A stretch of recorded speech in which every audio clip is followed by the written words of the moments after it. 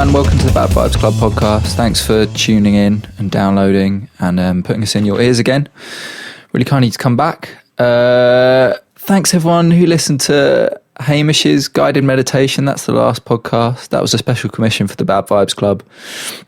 And I'm excited to say that we'll be at the ICA in London on August the 15th, doing a day of workshops and an evening of performance. And that's going to be with Hamish McPherson, who we're working with over the rest of the year, and Sophie Mallet as well. So if you'd like to come to workshops by Hamish, me and Sophie, and then see Hamish and Sophie perform, then keep an eye on the ICA website. We'll put it up on the Bad Vibes website as well. So this time we've got Beth Collar.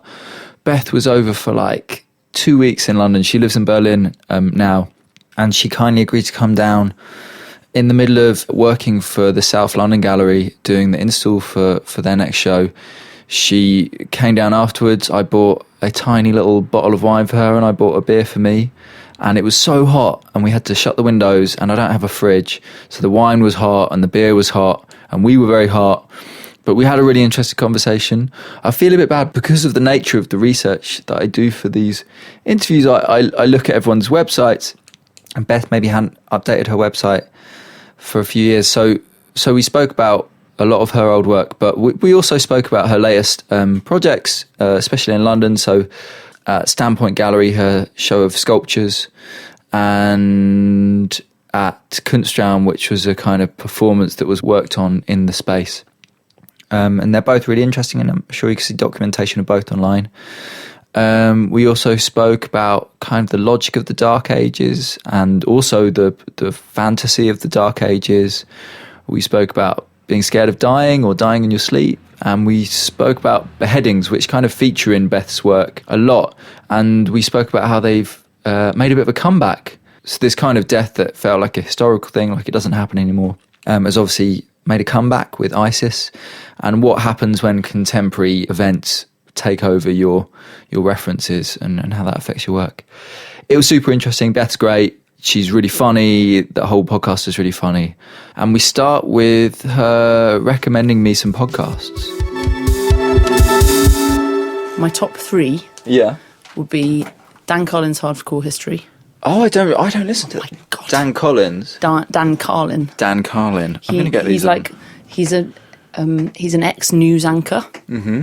He's American, and I think he's the embodiment of modern epic poetry. Wow. He's incredible. Oh, that's interesting. Hardcore history. Hardcore history. Dan Carlin was Hardcore History. I find it took me a while to be able to listen to any podcast, because it seemed like such an American medium. Yeah. That, like, This American Life being the kind of beginning of it. Yeah. I mean, that's decent. Oh, program. yeah. But this... I think that sort of... I guess I've been using it more for like actual research for my work, like looking at certain parts of history. One of my favourites is also, it's called The Rex Factor, and it's or Rex Factor, and it's these two English guys, I think from like Cambridgeshire or something, or like they're based half in Essex and half in London. They've been doing like the kings and queens of England as like top trumps. That's nice. For years now, and I've been listening to it for years, and now they're doing the Scottish kings and queens. Yeah, series 2, episode 38, James II of Scots. Exactly. Wow. So they literally do, it's because it's a 2-person podcast. It's really nice because there's like the dumb everyman who's playing you sort of thing, and then there's the guy who sort of knows what he's doing. That's quite has common. A sense of like how it works. It's a common ruse in podcasting, isn't it? They'll have the person who's kind of telling the story and the person who's like interjecting with other jokes or questions or like, oh, I don't understand how that would work. Exactly. Yeah. It allows the story to be very memorable and like you feel like you're part of it. Whereas I've been listening to this one called The History of English, which is a podcast about the English language.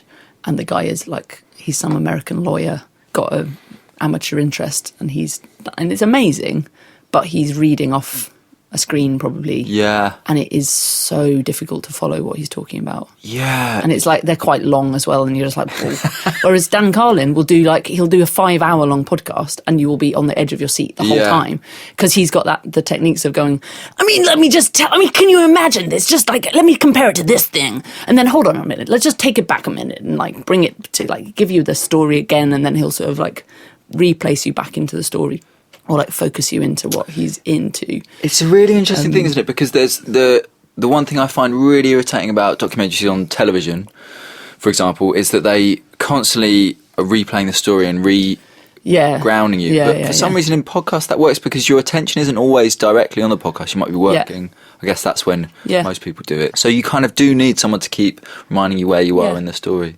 Yeah, and he doesn't overdo it at all.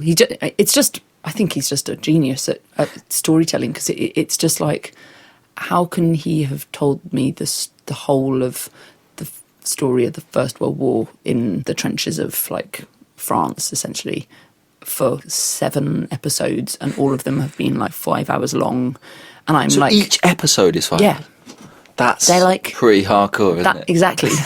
Yeah. But it's interesting because do you use like a dedicated I guess you can use iTunes if you want. Yeah, just iTunes. I mean, it's no good, but it's fun. Because the one I use is really useful in the sense that it remembers where you are in all of your podcasts. So if it is a long episode, you can flick around, go to something else, and you go back and press play. iTunes does that. And it's weird how you can kind of remember, even if they start mid-sentence, you remember where you are in the story, and you just kind of lock back into it. Yeah. Yeah, it's an amazing thing. Yeah. So when you say research, I've just spent a day of like Beth Collar binging, which is really, it's really fun. No, it's really nice. It's for you. No, it's a nice privilege when I do these interviews, and you just get to like, who watches a whole Vimeo video of someone's performance? Yeah. But I got to do it, and then it makes you kind of make connections you definitely wouldn't otherwise make. Yeah. Well, I mean, actually, Dan Carlin's totally trickled into some of my performances. Oh, really? Which ones? Maybe. There's one I did in what's it called, the Rijks Academy, and that I also did in Nottingham Contemporary.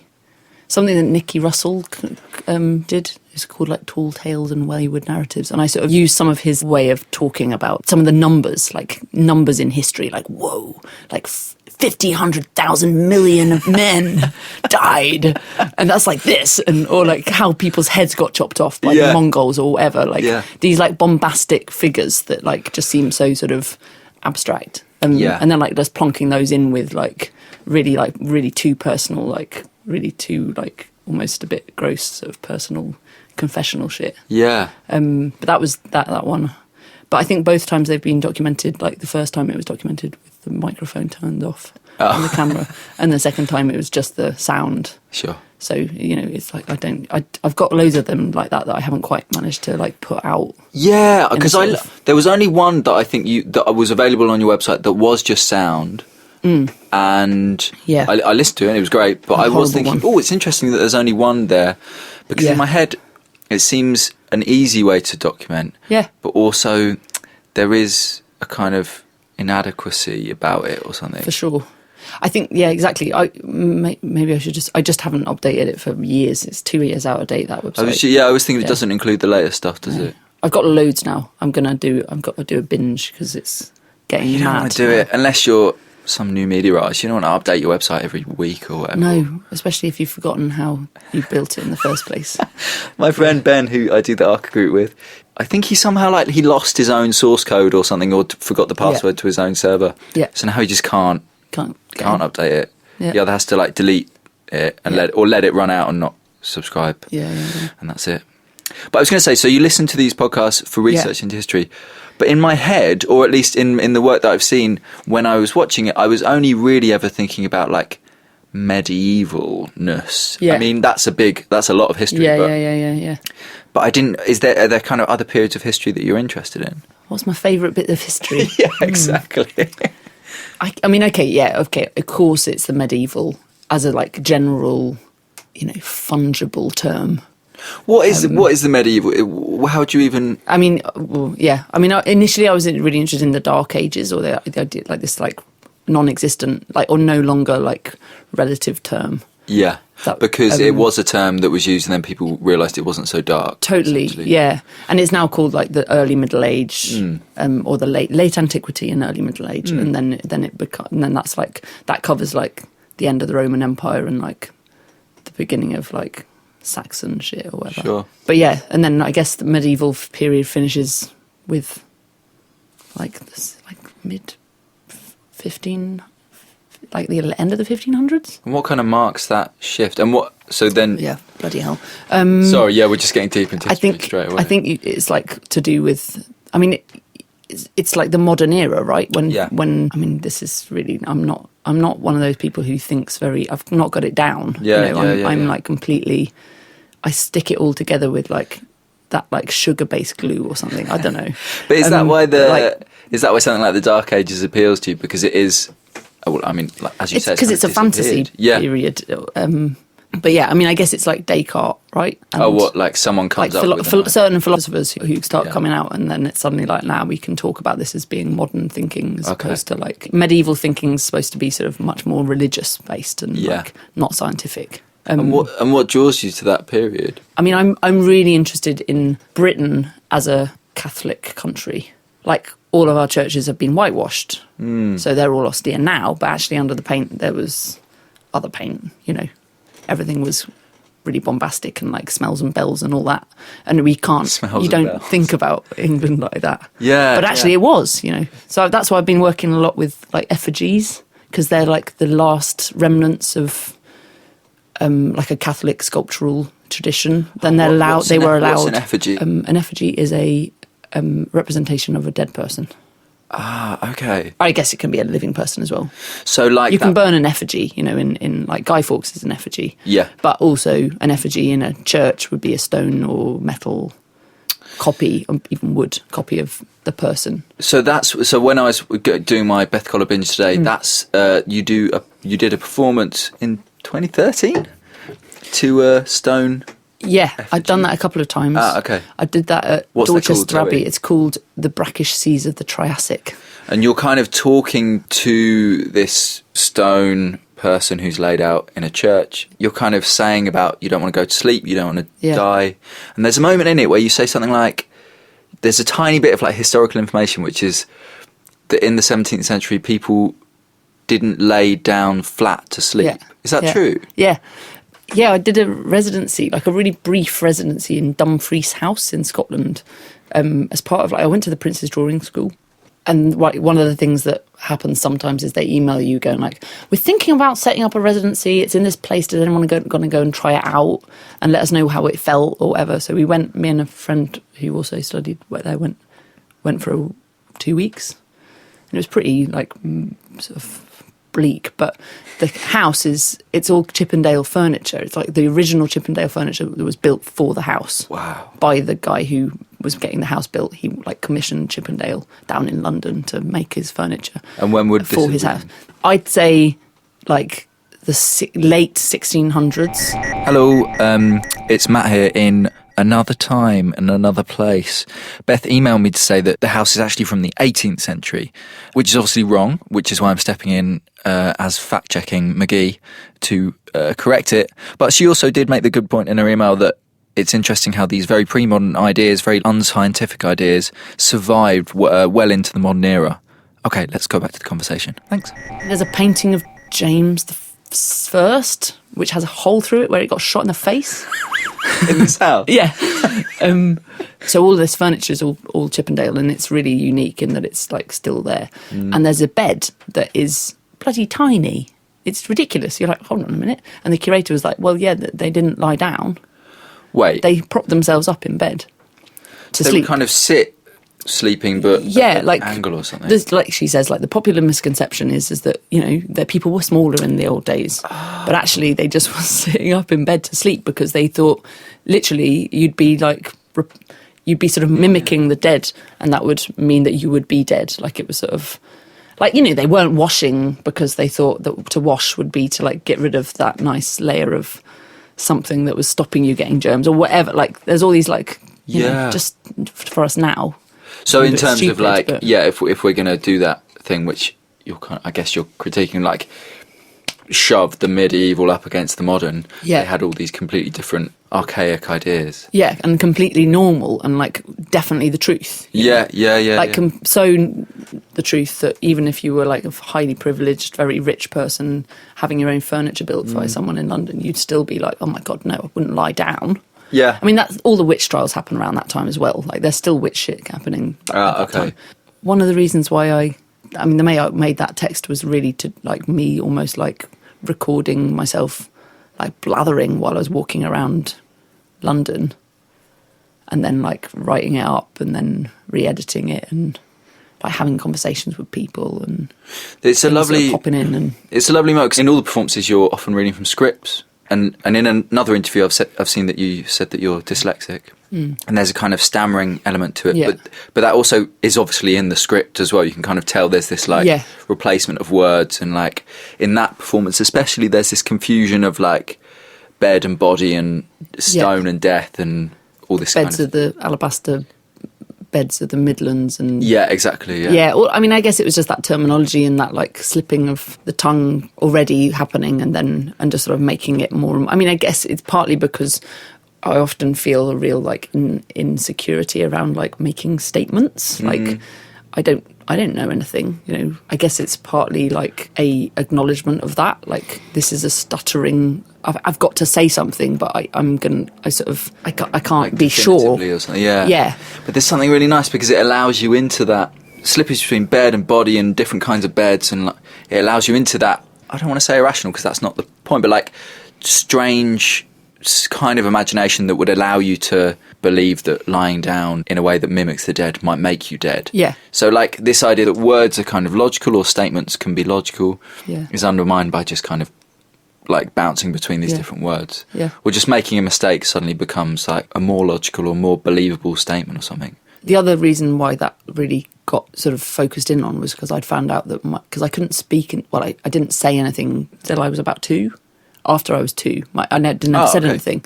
And I've got nephews who are now, I mean, they're in their like, you know, they're 6 and 4 or whatever now, but like they were all speaking at the end, like 1, you know, before they were even 1. And like my mum said I didn't speak till 2, and she was also saying I didn't sleep. I wouldn't go to sleep. And it was just because I've got these nephews, so we were sort of like comparing and contrasting like different ways of being a child or whatever. And she said, yeah, like when I was about 4, she'd like eventually like said like, but Beth, why won't you go to bed? And then I'd said that oh well, you know, because Grandpa died in his sleep, and that. But he died when I was like 1.5. But I'd like just obviously like remembered some sort of phrase that someone had said to like make it seem like it was all okay, you know. Yeah. Of course, that's the most comforting thing for an adult, but for a child, it's like, oh shit, right, better not do that then. Better not ever go to bed ever again. Yeah, which is like totally the same as the medieval dudes or like whatever, like not lying down. Yeah. Whoa, you wouldn't lie down, mate. Ooh, taking a risk there, you know what I mean? So yeah, I don't know, like the child's mind versus and like all those sort of irrational things. Anyway, but I mean, I've been more recently actually trying to go off script, like not being. The last 2 performances I've made haven't had any script at all. You did a performance on Sunday. Yeah, And that was with someone else called Hannah Still. Hannah Still, yeah. It was very hard to Google. She is. Why is she so hard to Google? She's Bristol based. Obviously, don't makes it think hard. so in Bristol. No. I guess she's sort of she is quite mysterious. I don't really know. I mean, we're friends. She was a curator. She ran a residency that I did in Bristol. That was Detroit Space or something. Detroit. It was only a 3-month project. Okay. Her and Bryony Gillard ran that. I know Bryony Gillard, but yeah. I never. And she's just really interesting, and we're friends, and I felt like it would be a really nice opportunity to like do something with her in tandem. Yeah. And what did you do? Thomas from Constram was just like, you just do what you want. It seems really nice. That seems like I mean, I only know from Sophie's show, but it seemed like Sophie just had the space to muck around in for a week or a few weeks or whatever. Yeah. Is that the same situation? Yeah, he sort of gave me that. So I mean, it was going to be 2 weeks, and then it went down to 1 week. But I mean, you know, the 1 week was great. Though, of course, the election made it really I've got really distracted. As in, you were just distracted from making art. Yeah. Yeah. But I mean, exactly, like dropping the dropping the computer, right? Like, oh God, no, I've got to go out. I've got to go and doorstep. Otherwise, like, Did you do that? Yeah. That's but, like, pretty good. just at the, like, on the last day, like, Yeah. as it was getting closer and closer to the performance, just feeling more and more like I can't just not have done that because I've. But you managed to make some work, and was this Yeah. like the culmination of it, or was it just a kind of extra performance on top of an exhibition? Or No, it was just a performance. Okay. But I made things to like perform with or to. Like I guess I made a performance for the effigy. I've done like performances to a pile of earth before that I dug up from a battlefield. performance with a severed head? Yeah, exactly. Yeah. I made those. Yeah, that first one was an oak severed head, and the second one were rubber ones. Yeah. That me and my mum kicked around. Oh, that was your mum. I didn't know it was your mum. It was my mum. Yeah, I didn't surprised necessarily you make a big statement You that it didn't was credit my it mum. as mum. I should. No. I mean, it's sort of. I just wanted someone who wasn't my age, and Yeah, also that's wasn't an interesting. actor. And then mum was up for it. I've got a good list. I'm gonna just read Right. the list. Okay, so it's a list called Horrifying Events in Beth's Art. Oh, So this is from the website. But horrible kind of ways to die. So disappearing into a swamp or quicksand, decapitation, drowning in mud, dying in a heap of nameless bodies on a battlefield, so both modern and pre-modern battlefields, dying in your sleep, murder of various kinds, amputation, war crimes involving murder, beating and rape, kicking a decapitated head with a pair of New Balance shoes, and carrying a decapitated head in a wheelie bag. So they're just, it's not from loads of different work, but just, it's Yeah. suddenly struck me that these like horrifying events happen. That's not quite right. They're represented or referred to yeah. or invoked or something Yeah. in your work. Do these thoughts of like horrible things just like come to you? Or is it from your research, like looking at history and looking at horrible things that have actually happened? Or are you the sort of person who, like, when like one of those trains comes past really fast through the station, you just imagine a bit of metal flying off and decapitating several people on the platform? What is that? I don't know. There's an epic poem by some unknown source. It's like an Irish epic called the Taun, spelt the T-A-I-N or the T-I-A-N or something. The Tain, and it's about the hero called Colin, or I'm just making that up partly because there's a Pogue song called The Sickbed of Colin, and I don't know, but then the spelling is all wrong, and I just assumed that that's his name, but it might be something else. At the beginning of the story, he's like 3, and he does loads of like amazing feats, and they're all mad, like killing a dog with a spear, like while it's running at him, like it's the biggest dog ever, and then he takes on the mantle of being the dog.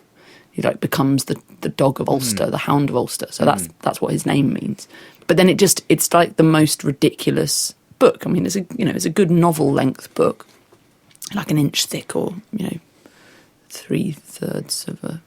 3/4 of a inch, and it's pretty much, there's a point at which like he's 3 at the beginning, and then he's like 7, and he does loads of sick shit, like really mental. He like sires a child, he kills his child, He kills his own child? Yeah, his child comes to like have a fight with him, and he just has a fight and like kills him.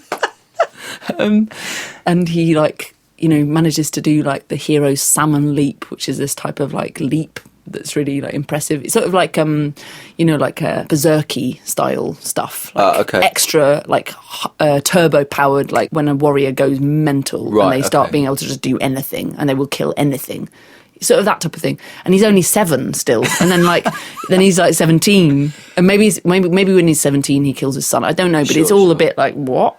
And he's also like slightly come from a virgin birth, or like he's come out of like a creature that like his mum had in her, like she drank it by mistake. And anyway, it's just really, yeah. And he becomes the like Hound of Ulster, and so he has to like look after Ulster. And the men of Ulster have all got like period pain. Okay. They've all like birthing pangs. They've all been sort of cursed to have these like birthing pangs, and so they keep on like they can't fight because they've all got their pangs. And so because Colin isn't actually from Ulster, but he is the Hound of Ulster, he has to go and like defend the whole of Ulster against like the army of Maeve, this like woman who wants this bull, right? So it's really like particular things happening. Basically, he just challenges everyone to a single combat. Okay. Like everyone. And he cuts everyone's head off. Yeah, so everyone's the decapitated heads are just building just like up. pop, pop, pop, pop, pop. That's not an explanation about it, but that's just something that I've read it ages ago, and it's just been one of those things that like just it's so absurd. Yeah, when you're reading it, like what this is like supposed to be like great literature from the olden days. Yeah, it's just like it's almost like a cartoon. I guess it's just I've been using those as like I think I'm just drawn to that.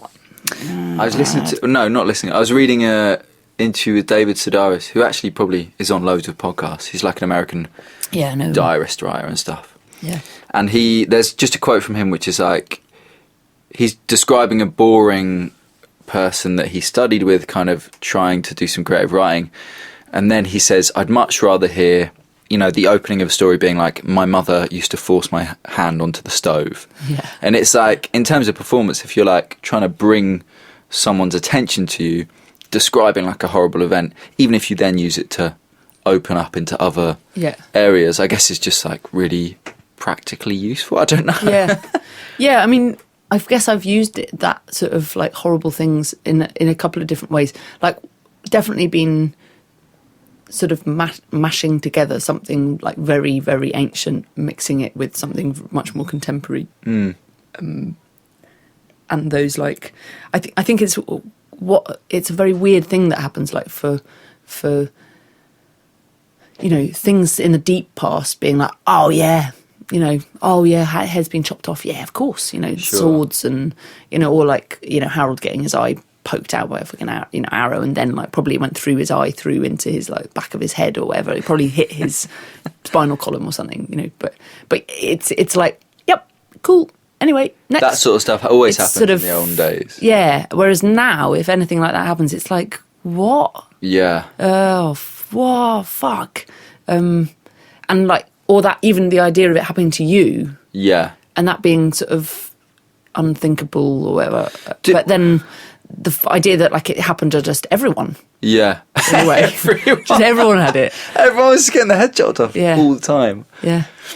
The recent terror attack in London, in London Bridge, it's the first time that I'd been psychologically affected by a terror attack. And it lasted for about 5 days, and I would think about being like stabbed multiple times. Yeah.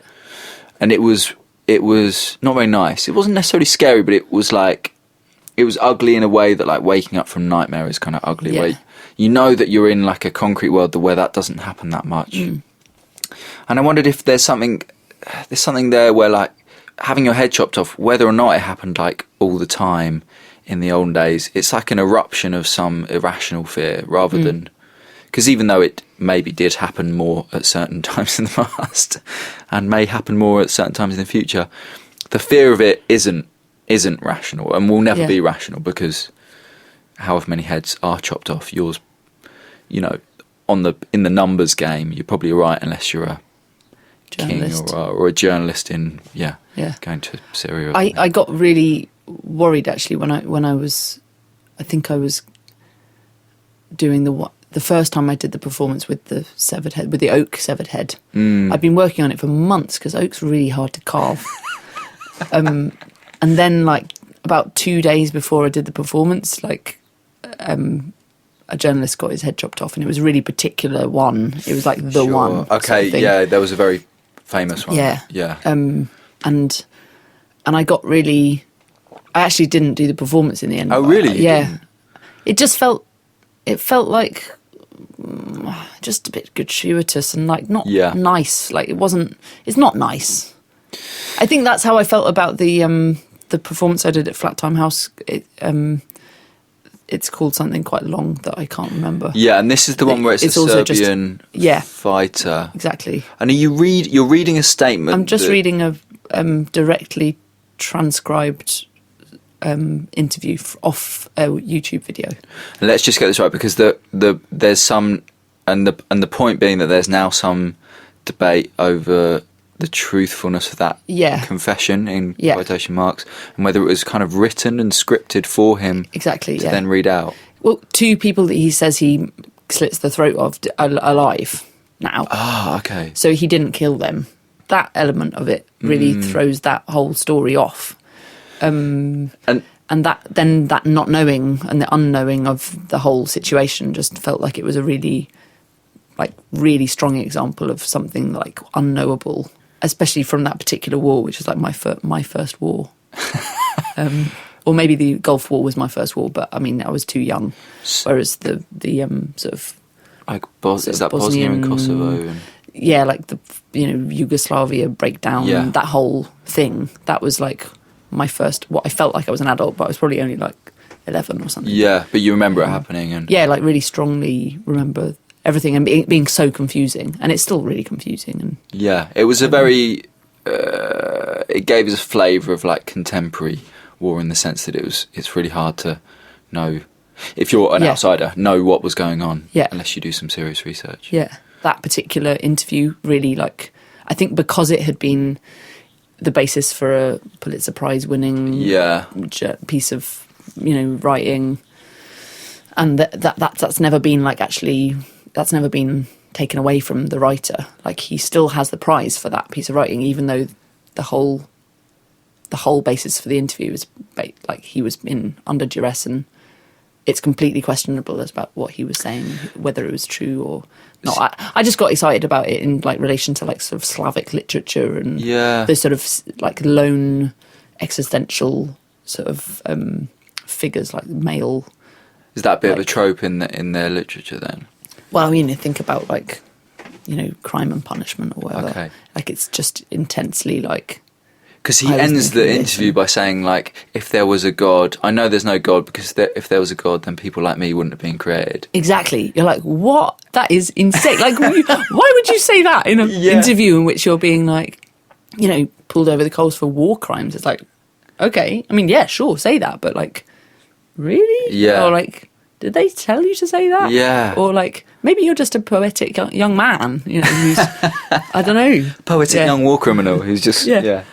But it seemed like that performance to me was so different from your other stuff, because it treated violence as a serious reality, whereas your other performances are talking about violence as a kind of playful unreality, or like a thing that definitely does happen and should be thought about and is ugly, but the actual moments of violence you're imagining are kind of played with. But this was literally just a reading from the transcript. Yeah, it was pretty straightforward, and it was like a commissioned performance as part of a particular event. And I guess like that is one of the problems with then presenting that as like fully my work, because it's like it is specific. It was specifically for a night called like Anti-No. And what does that mean? Oh, about like it was truth and falsity, and exactly. What does that mean? I mean, we weren't given like an answer as to what that meant, and we were sent a lot of like working documents that the people at Flat Time House had like sort of used, and there was lots of sort of PDFs of sketches and questions. So I was left very much like, okay, so anti-no, not knowing, not being it positive to not know. I think I sort of cottoned on to that war as being like my ultimate of not knowing, because it came from such a like adolescent time, and then that text or like that video came out, and it's a video that's filmed off it's like filmed off a VCR, or like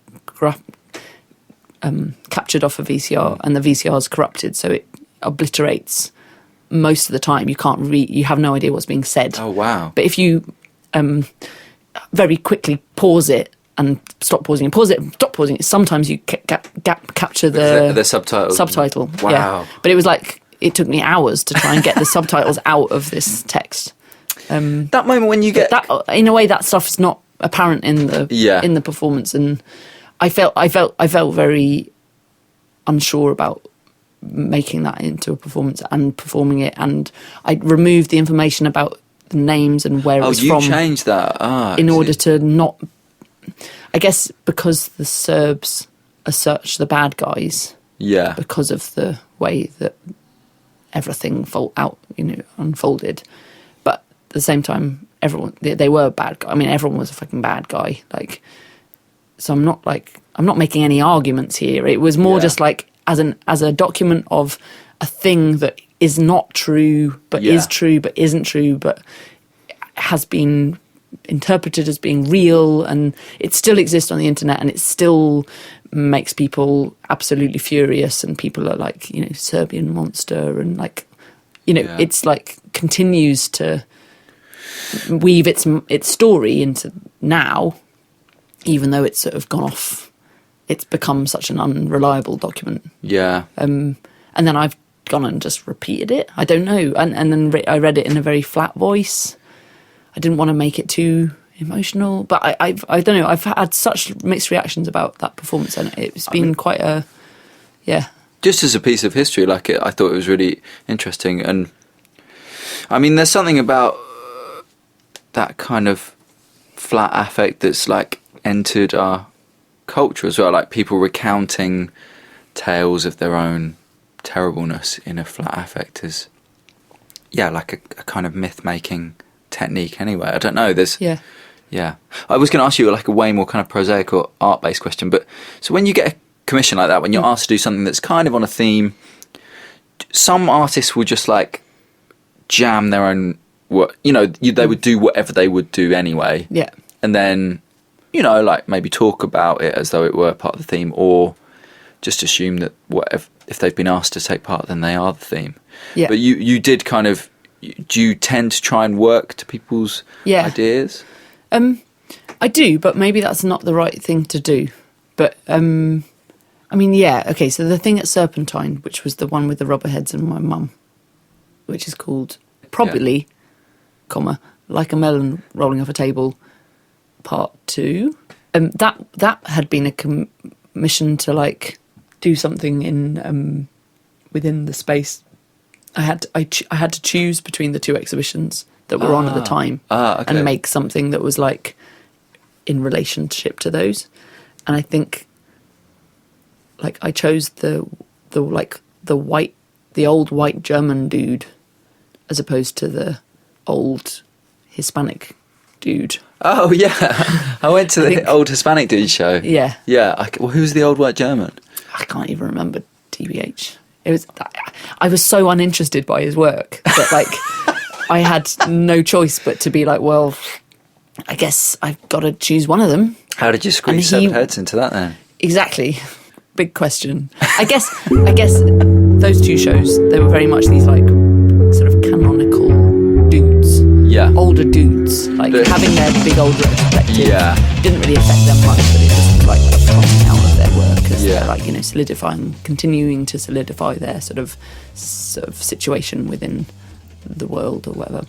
The work was like so unmoving or anything to me that it was like, well, in that case, I guess this performance that I'd already done before with the oak head, it sort of fitted. It felt like it fitted. So I guess in that situation, I sort of brought that. I changed it and I added a lot, and I guess it was like just a reworking or a re-versioning of a performance I'd done before. But it definitely took the sort of like awkward position around this like. I mean, I felt really uncomfortable. I mean, I'd already cancelled that first time I'd been asked to do the performance because of this like contemporary beheading that happened too recently, and then I sort of had the head and I had the performance and it was sort of ready. It was ready, but I felt like I just should have waited for that to like calm down a bit. It just felt really inappropriate at the time.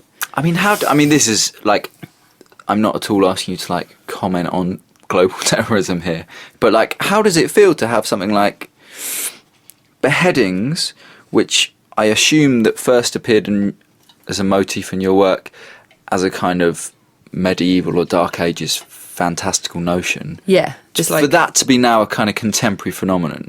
It's mad. It's sort of amazing. I mean, of course, like capital punishment does mean like the head coming off, right? It's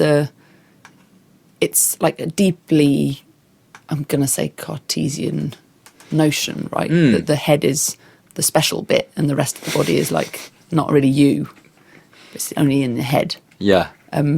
Which I completely disagree with, and I think everyone knows now is like complete bullshit.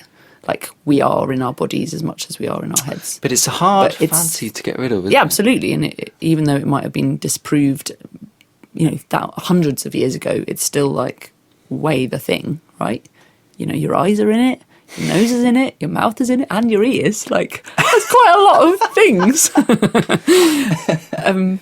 But yeah, to chop that off. Yeah, it's crazy. Then what happens? There's a really nice line in that Serpentine performance where you're like, you say something to that effect, but you also then say, and therefore, like, it shouldn't be on the body. I can't remember what the line is, but you're essentially saying, like, it's weird that it's even attached to a body because it's so special and holds all these, like, special things. I thought that was a really nice way of thinking about it.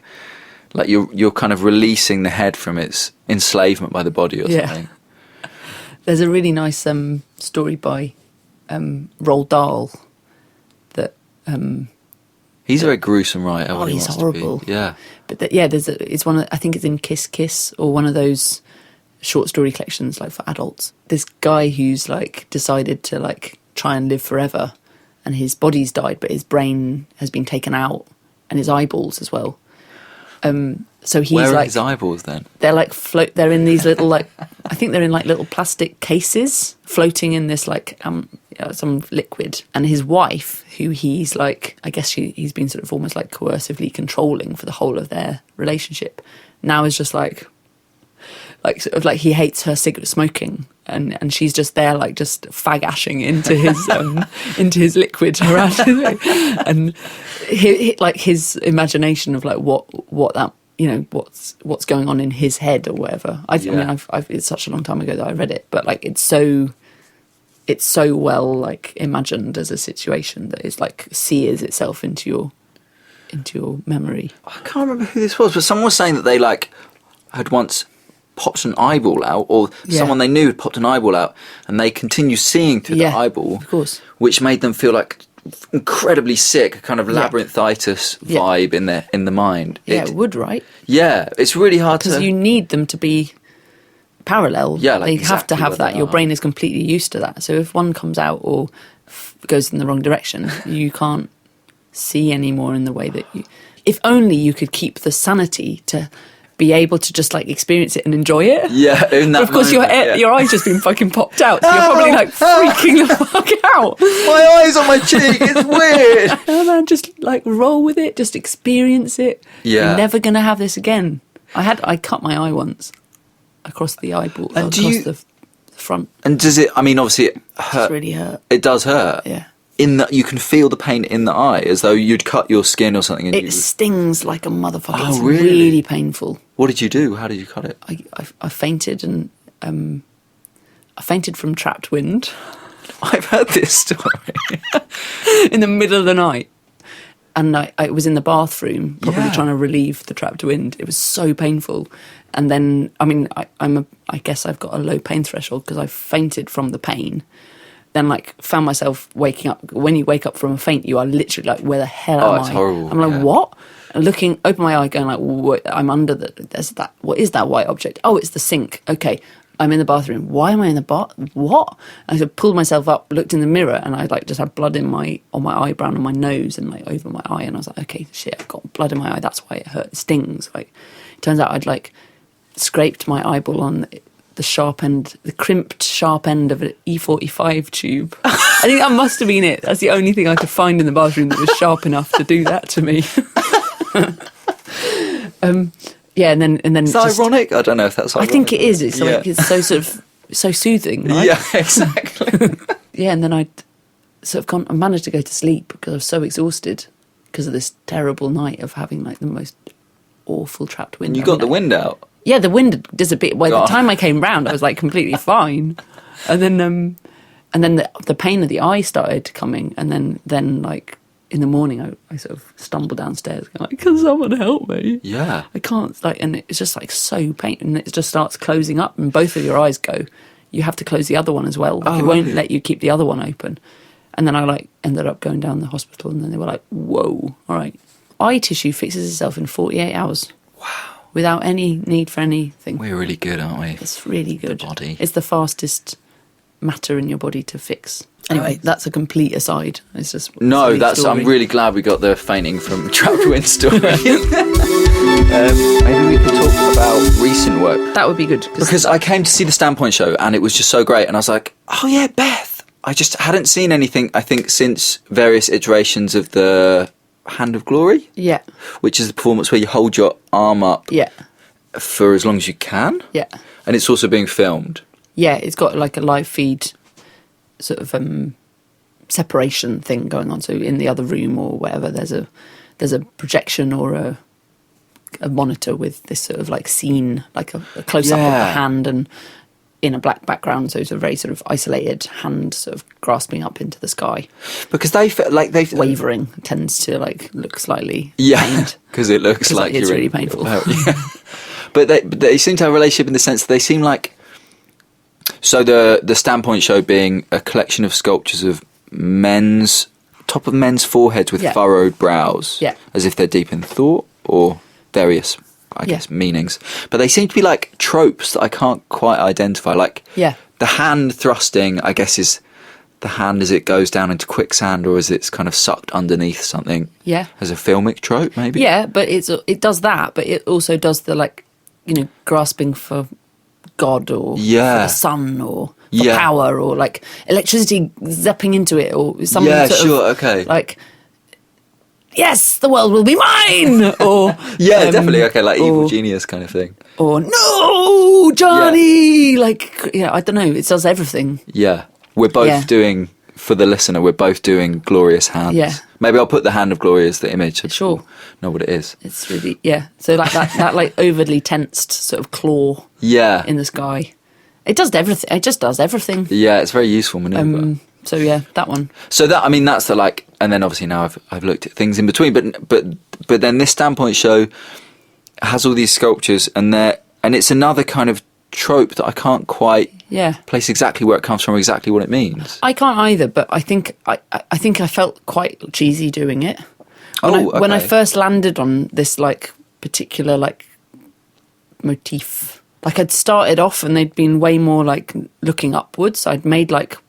It was like a version of like a sort of Batman like forehead, and it was like more like with the eyes facing to the sky. Oh right. So take that and then like rotate it through 90 degrees, and then you get the rest of the cranium and the eyes become sort of intersected by the ground. But the first ones I made were like looking out. I'd made a couple of like horrible like paper mache ones of like Benicio del Toro's forehead. That's really nice, and they looked like they were sort of made of they were made of like tuna mayo. And because of the paper mache. Yeah, they were like really horrible. And I sort of had used those. I didn't really know what I was doing with them, and I'd used them like to prop some stuff up once. But you're saying that that was like a decision you had to make after already having made versions. I think I just did some drawings. I'd done this one that was a bit like Batman's sort of mask thing he sticks on, and then I'd like flipped straight into like from a drawing I'd done. I'd slipped straight into like a sort of hominid skull or like something sort of pre-human. I think I've definitely seen in like caves full of stalactites or whatever, like skulls of like a cave bear completely covered in sort of petrified, covered in globules of like water or whatever. That like it felt very sort of stayed in a way, or like like a sort of half excavated skull from like a horror film, or I don't know, like it was like a super cartoony drawing I'd done of this like hominid skull, like half emerged with these little eye holes, and they were like where mice were living. They had like little like, maybe they could be mice houses, or like they could be like little mini caves, for something. So the first one I then made for that purpose had like a series of interlocking tunnels that a mouse could make a home there. Is that getting any use by any I'm actually mice? Giving it to a friend of mine who's a like a lizard and snake sort of, and basically she's a reptile expert, but she's got loads of creepy crawlies as well. Yeah. So I'm thinking I'm giving it to her, and it can go in one of her whatever aquarium-y things. Yeah. I mean, one of the aims of this podcast is to document bits of art history that might otherwise be lost. And I think that is definitely that will definitely get. Yeah. I've known her for a long time, and I definitely remember like I did a pottery class when I was like 7. And I remember making something for a snake, like a specific little sculpture for a snake for her. She probably still has. I hope she still has. That's so really nice I thought it could be like a her house can be a place where things land. Yeah. But then, there is something really cartoony about the whole show, because the way that you're able to or caricaturish maybe, because the way you're able to express, like, I think you have like the kind of footballers / city boy haircut on one of them. Yeah. And there's kind of various like expressive things in the eyebrow and the forehead and the hair that allow you to kind of see them as characters or something. Yeah. Maybe like I'd made 3 that felt a bit like, I don't know. And then I sort of like landed on a sort of thing. And it was partly like this thing of like getting a lump that felt like the right size and then punching it in the face. Yeah. Until it became a sort of vessel.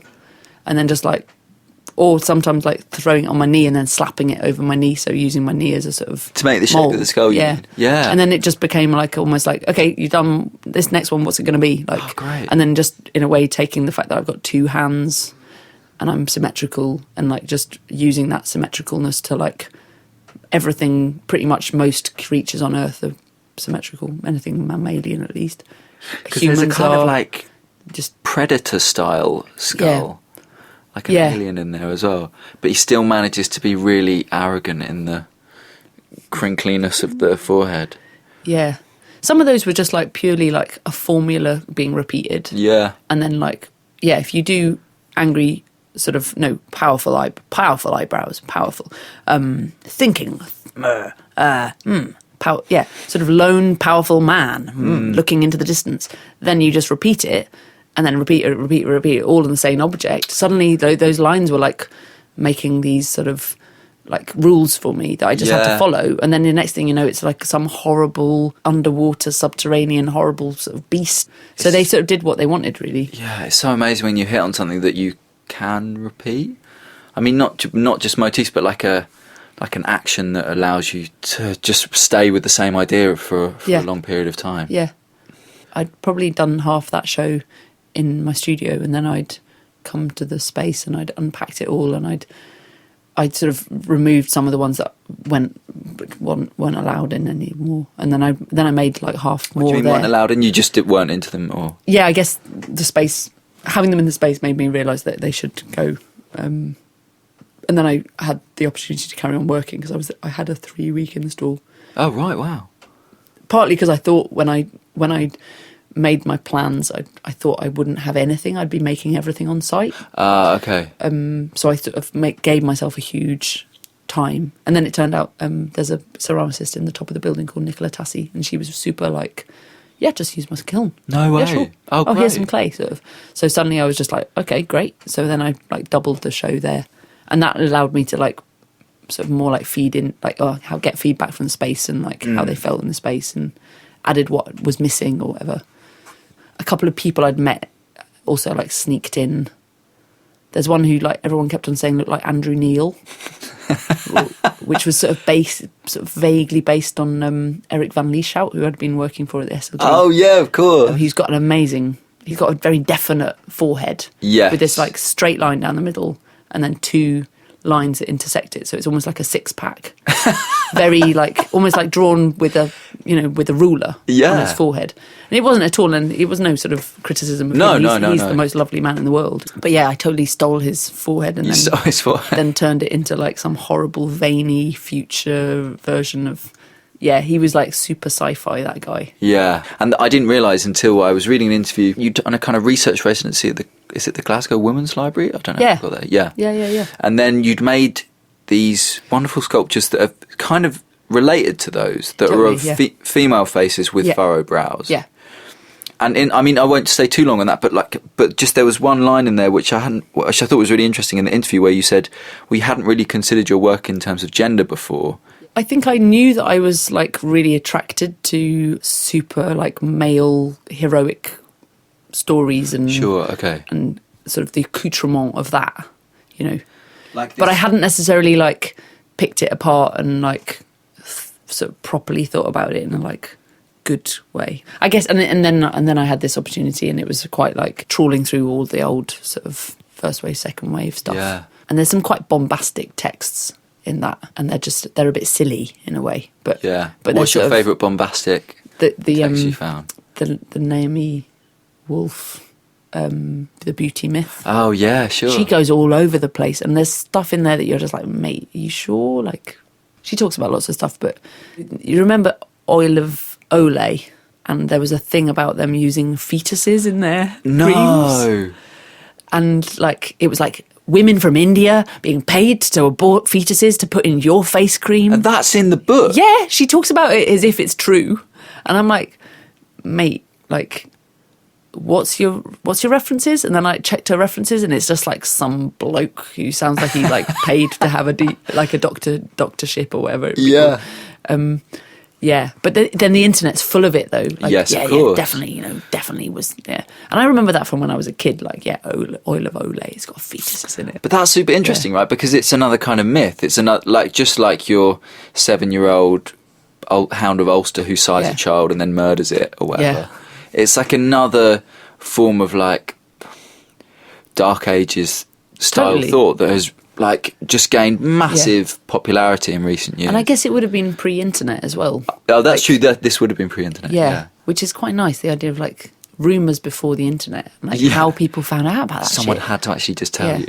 And presumably it was way harder to know the references. Like the poor woman, like, she didn't have the internet. She couldn't just like do a quick search on this guy. She probably read a paper that felt like, yeah, I can write about that. I don't know. It would be interesting to ask her now about it. Yeah, to see. She's still going strong. Yeah, totally. Yeah, completely. And for good reason. But the idea that you could include something like that as a complete falsehood, but it could be a kind of foundational myth to some other part of your critique of the beauty industry that's completely logical and makes total sense. Yeah. No, it's really useful. It's a great... Yeah, I mean, yeah. I think, basically she's making the point that you can't make collagen go into your skin. So any like creams that like claim to do that just are lying. Yeah. But then actually I think in America that is illegal to say things like that. But Oh, in really? England it doesn't seem to be illegal at all. So while I was reading that, I would be like cycling past the Boots and it would have photos of on the front of like, so Clarins adverts saying, you but better, and it'd be like you but like more better than you by using this cream. And you're like, whoa, okay, yeah, fair enough. It's still relevant. Like, yeah, I mean that's the ways. really depressing thing about looking into older feminist texts is that they're so dated or anachronistic in their design and style and everything else. Yeah. But the points they're making are like pretty much just as relevant now as they were when they were written. Yeah. But so was Standpoint the first? I mean, apart from after you did that residency, you showed those few works. But was Standpoint the first time you've really, like referenced it as being a critique of the construction of masculinity or whatever? No. I mean, because of those female sort of the Limewood ones that I showed with that for that women's library thing. So that was the first outing of that. But that was more about like trying them out on female faces and like what happens to the female face if you put that expression on it. Is it just everyone says like, oh, it's a man then? Is that a man? Who's that? Really? Is that a man? And I'd be like, oh no, it's a woman. Am I that bad at sculpting shit? And then eventually I was like, okay, they just need makeup and then they'll look like women. So I took them down the Mac shop and got their faces done. But I mean, that's, I think the moment where they become really interesting is because you refer to like polychromatic sculpture, but it doesn't really look anything like that because they still obviously totally. wood. Yeah. And makeup is such a different kind of surface finish to paint. Wood does have pores in the same way that skin has pores. So there's a certain... Anyway, yeah. So, yeah.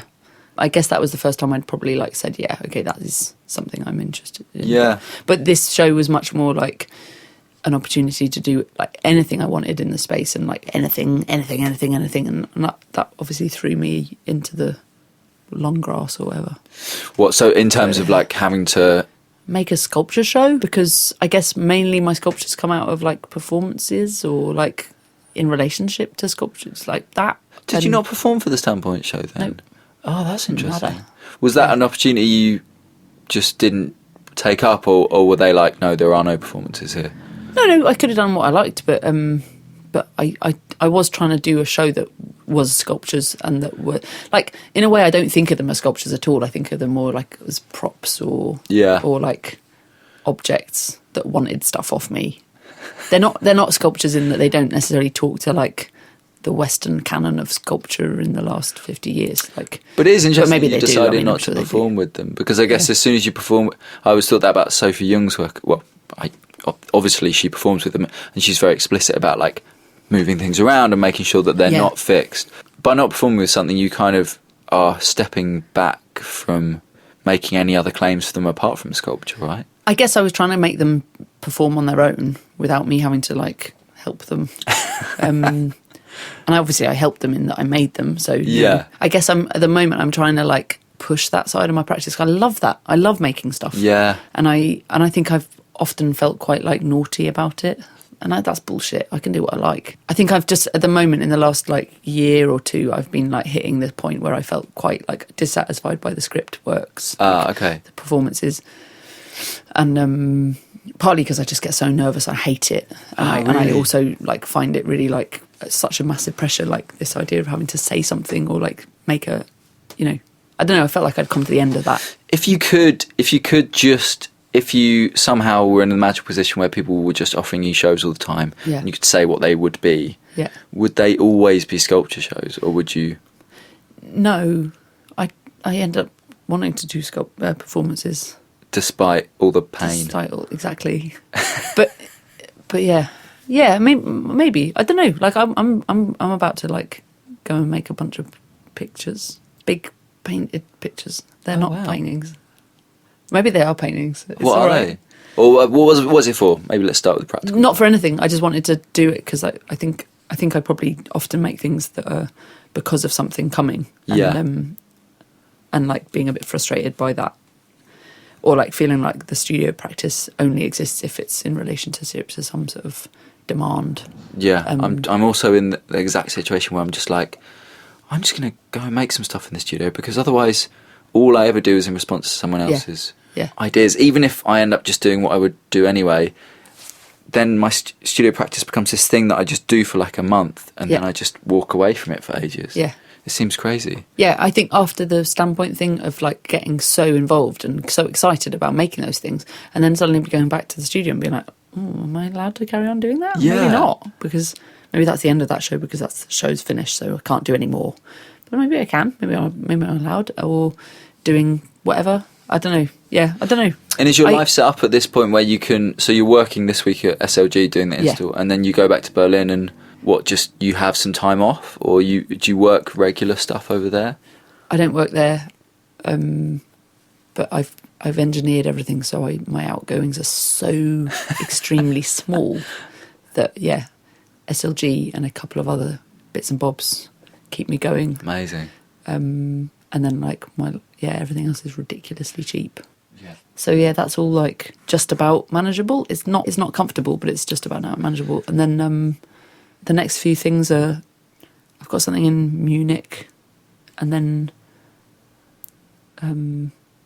like just little bits and bobs, but they're not quite like exactly. It's like semi sort of like, can you respond to this thing? Yeah. We'll try. I think try and jam your studio practice into it, or like whatever you want to do, because to subjugate your studio practice to your performance, just because performance is really easy for people to everyone ask you to wants do. it. It's so like, oh yeah, we can give you a little bit of money, and exactly. And it's so like, that was what was nice about Thomas, is that he literally was like, you can do what you want, just do something. And I mean, he did initially say like performance. I was gonna like, it was not actually probably very rare to be asked to do a performance without having some like theme or like, hey, there's this show, we need something for it. It's like, nah.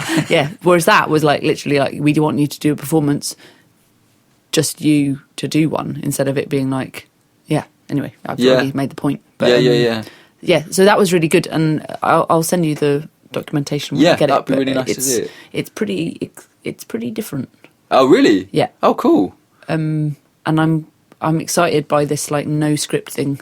I guess I've been like slowly building confidence around like my ability to ad lib and be in the zone while performing. I know that's really cheesy, but you can say cheesy things here. That's fine. Yeah. Getting in the zone. Well, I mean, the best moments in performance are always the moments when you go slightly off script and it works really well. Exactly. I mean, it doesn't mean that the scripted moments aren't good. It just means the feeling you get when you're doing it is so great, because you're like, I just made that up, and everyone, the room went silent, or the room laughed, or it was the right thing. Yeah, and it was like totally the right answer, instead of it being like, oh god, I'm worked for hours and I didn't know how to make this point, and then you go and do it, and then you're like, oh, that was that thing that came off the top of my head was the most important thing. So I've been trying to make these objects that I can like use to stand in to be like characters or like feelings. So instead of like working with already existing objects, almost to like make versions of like people or things that are like can like contain emotions or like feelings that I can then like try and react to when I get up on this, like get into the stage, you know, or whatever. And that it's really scary, but I think it might be the best way. I mean, it might be the most appropriate way for me to work, because I get so I think I've this whole thing of being like commissioned by a curator or like asked by a curator to do something, it involves like months of them going like, hey, so what are you working on? What are you thinking about doing? And then you've been like, I haven't done anything. I mean, obviously you're working on something, but you haven't got a way to talk about it yet. Yeah. And then I've found that I just spend my time just lying to people that I've got like elaborate lies. Yeah, I've done loads of work about it. Yeah, it's amazing. I know exactly what it's going to be. You know, like bullshit, and then like working out like literally 5 minutes before I go on. Yeah, sure. And it all being fine, but the not fine thing is that I've had to like construct this like version of like a professional me. Yeah, and I'm like, fuck that. I'm not doing that anymore. Well, but this also gives you the thing where you like, this is your method or something now, right? Yeah. That you go on stage with whatever notes and then you like let it play out. Yeah. I mean, that's the thing. That's also the strange thing about being asked to perform in response to something, is that you do performance once, which like if you speak to people in the other end of performance, which is like live art, that end, they like write a show and then tour it around, or like do like scratches and all these kind of things, and then they repeat it over and over again. And I'm like, oh yeah, that's a really good idea, because then you don't just write a show, do it once mediocrely, improvise one good thing, and then just put it in a box and put it away forever. Yeah. But then the problem with that is that then you maybe become too comfortable, and then you feel like you're doing like a karaoke version of something, and maybe it becomes too, I mean, is it theatre? I don't know. Like the times I've performed at the same performance, maybe another time or a third time, I've often felt really like I lost the thing. Yeah, okay. But that maybe is because of the script thing. I don't know. This new way of working, I did a performance in Berlin at this place called Yvonne Lambert. They do this thing called Plural Melts, and they'd asked us to do like respond to this idea of like the family gathering, or like the overburdened sort of family grouping, or like an ill-fated family gathering. Mm-hmm. And I'd like ended up making my dad with food poisoning, norovirus, like a little like sort of crumpled up version of my dad with norovirus, like lying on the sofa, but the sofa was like the radiator. It was all hot, and he was all drying out, and he was made of clay. But he was like, I'd made him until he was convincingly for me, my dad enough for me to then do a performance with him. And I went in with nothing. Wow. Okay. Really, apart from like a list of his auto reply emails from the last like 10 years or whatever. Auto reply emails? You know, like when you email, I mean, well, for me, when you email your dad and you just get, I'm sorry, I'm out of the office, but I'll be away. I'm travelling till the 25th of June, you know, whatever. Like those types of emails. Yeah. But like literally I've got hundreds of them, and then that, and then a pair of binoculars, and that was it. And I went out with that. And I was like, the thing happened. Like the thing happened. It was better than I could have written it, and I can't repeat it either.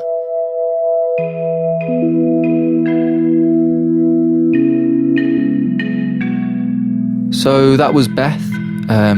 Thanks to Beth for that. It was great to see her. I lived with Beth for a very short amount of time, about 10 years ago, and I see her just really sporadically since then. She moved to Bristol and then she moved to Berlin. But that week, while she was over in London, I saw her a few times, had a beer, and obviously did that interview, and it was really great to catch up. I'm going to leave you now, but remember on the 15th of August at the ICA, the Bad Vibes Club will be hosting a day of workshops and performances called Feeling Bad. So sign up to our mailing list. Just email me at info@badvibesclub.co.uk or just get at me on Twitter or whatever. And also this thing that people say, which I always forget to say, you should, on iTunes, give us a 5-star review and just say something nice, and that would be really, really helpful. Okay, so that's it. Thanks so much for listening. Goodbye.